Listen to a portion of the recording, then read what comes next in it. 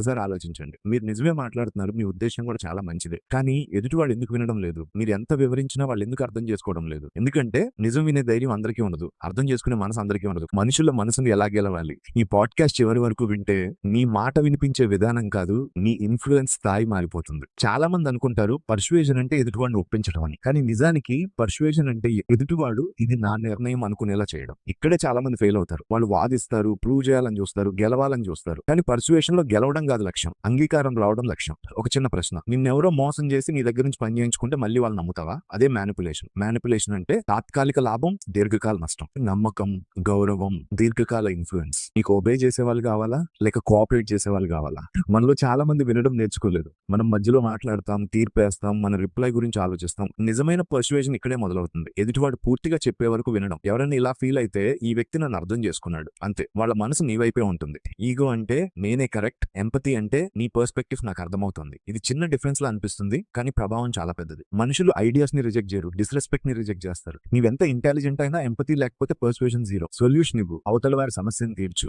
విలువనివ్వు, నీ వల్ల వాళ్ళకి ఉపయోగం కలగాలి, నమ్మకం సంపాదించు. నువ్వు ఇచ్చే క్లారిటీ వల్లే వాళ్ళు నిన్ను నమ్ముతారు. ఎదుటి వారి నుండి ఏదో ఆశించడం కాదు, ముందు వాళ్ళకి ఏదో ఒకటి అందించడం. నమ్మకం అనేది సంపాదించుకునేది, అడిగితే వచ్చేది కాదు. అది నీ నిజాయితీకి లభించే ప్రతిఫలం. నిలకడైన నిజాయితీ ఎక్కడుంటుందో అక్కడ నమ్మకం తనంతట తానే పెరుగుతుంది. నమ్మకం మాటలతో పుట్టదు, నీ ప్రవర్తనలో ఉండే నిజాయితీతో మాత్రమే సాధ్యమవుతుంది. ఎదుటివాడు ఓడిపోయినట్టు ఫీల్ కాకూడదు. వాళ్ళు ఇలా అనుకోవాలి, ఇది నాకు కూడా మంచిదే. మనుషులు నియంత్రించుకో, మనుషుల్ని అర్థం చేసుకో. బలవంతం కాదు నమ్మకం, భయం కాదు గౌరవం. అప్పుడే నీ మాటకు బలం వస్తుంది. ఈ పాడ్కాస్ట్ మీకు నచ్చితే ఫాలో చేయి, షేర్ చేయి. ఎందుకంటే మనుషుల మనసును అర్థం చేసుకోవడం లైఫ్ లాంగ్ స్కిల్.